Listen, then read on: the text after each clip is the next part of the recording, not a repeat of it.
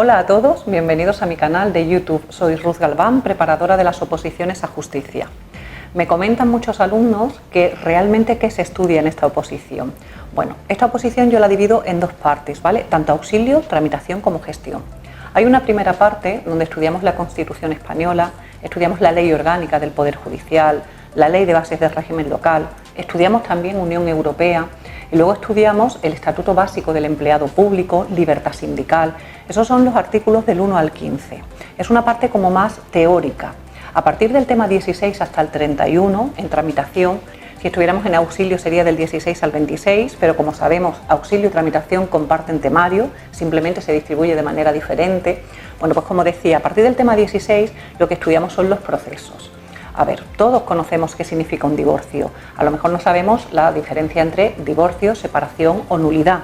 A lo mejor no sabemos la diferencia entre un monitorio y un cambiario, pero sin duda todos hemos escuchado alguna vez la palabra tribunal del jurado, delito leve, que antiguamente eran juicios de falta.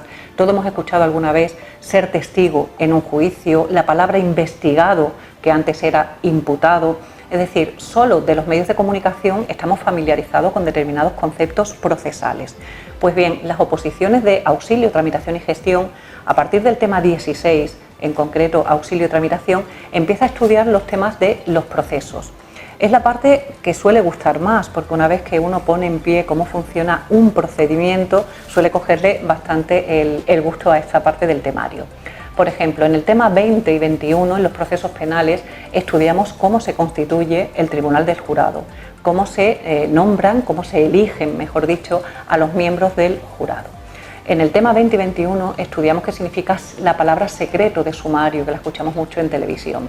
En el tema 21 también estudiamos cosas como los delitos leves, la responsabilidad civil derivada del delito. Bueno, temas como el 18, pues estudiamos los divorcios. Ahí estudiamos no solo el divorcio, estudiamos las modificaciones de medidas a los divorcios o las ejecuciones cuando, existiendo una sentencia, por ejemplo, que obliga al pago de pensión de alimentos, viene incumplida. Pues también estudiamos qué son las ejecuciones con las peculiaridades, las particularidades que tienen las ejecuciones en familia. ¿Qué más cosas se estudian en procesos? Pues chicos, estudiamos procesos laborales, estudiamos procesos contenciosos administrativos, estudiamos cuestiones como conflictos de patria potestad que se estudian en jurisdicción voluntaria, estudiamos qué son los actos de conciliación, dónde se presentan, quién conoce, quién los resuelve.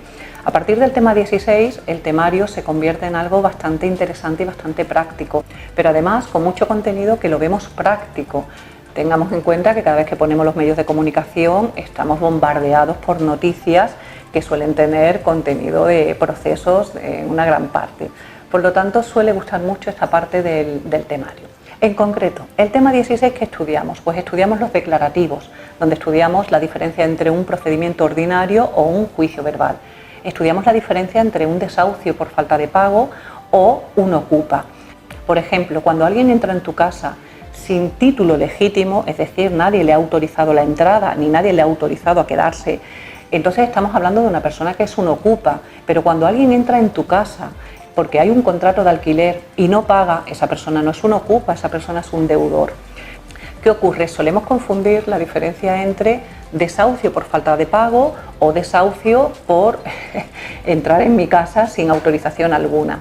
Y también confundimos mucho cuando alguien entra en tu casa y es tu morada a cuando alguien entra en una casa de tu propiedad pero que no es tu domicilio. Es decir, cuando una persona entra en una vivienda tuya pero que nadie mora en ella, que nadie vive en ella, nos encontramos con un proceso civil. Pero si alguien entra en tu casa, que es tu domicilio habitual, que es donde resides, eso no es un procedimiento del tema 16. Ahí nos encontramos en un delito de allanamiento de morada. Y chicos, el allanamiento de morada es materia de tribunal del jurado.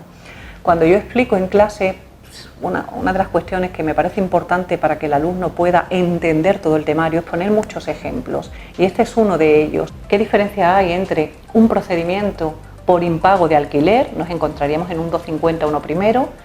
Presentar un procedimiento porque una persona ha entrado en una casa de mi propiedad donde yo no vivo, estamos en un 250 cuarto. Presentar un procedimiento porque alguien que autoricé la entrada en mi casa ahora no se quiere ir, sería un desahucio en precario, que es un 250 segundo. O presentar un procedimiento que es una vía penal porque una persona ha entrado en mi casa sin mi consentimiento y es donde yo resido. Ahí me encuentro en un procedimiento penal. ¿Qué diferencia hay entre uno y otro? Bueno, para empezar el orden jurisdiccional, pero para continuar las medidas y la urgencia con la que esas medidas las podemos pedir. Siempre cuando explico en clase pongo ejemplos y esos ejemplos facilitan mucho a la hora de estudiar y a la hora del examen. No solo pongo ejemplos, siempre tiro del mismo ejemplo, de tal manera que el alumno cuando está realizando el examen recuerda el ejemplo de clase, porque repito siempre es el mismo, y en el examen encuentra la respuesta correcta. Son pequeños trucos que nos facilitan mucho la vida. ¿Puedo poner ejemplos de la parte general? Sí. Tened en cuenta que en la parte general estudiamos legislativo. El legislativo nacional son las Cortes Generales y cada vez que ponemos la televisión siempre hay una noticia con el Congreso de los Diputados, que es la Cámara Baja. Cada vez que ponemos la tele hay una noticia del Gobierno. Por lo tanto, el tema 3, que es el Poder Ejecutivo, el Gobierno, el Presidente del Gobierno, los ministros, secretarios de Estado, siempre hay alguna noticia con la que la podemos relacionar.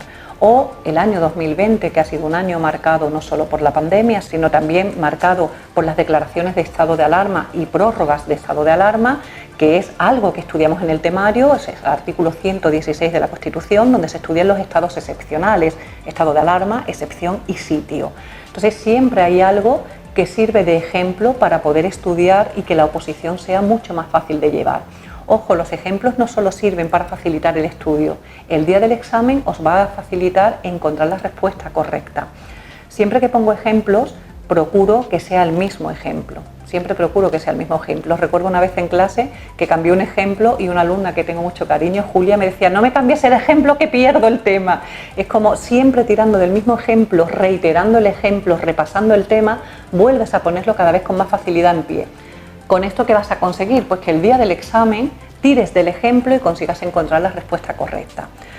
Bueno, pues como veis, la forma de explicar no es solo explicar el contenido, es relacionarlo con el día a día, es facilitaros el estudio y facilitaros el día del examen encontrar la respuesta que es la correcta y así que obtengáis esa deseada plaza. Os saludo, os espero en el próximo vídeo y no olvidáis de suscribiros. Un saludo.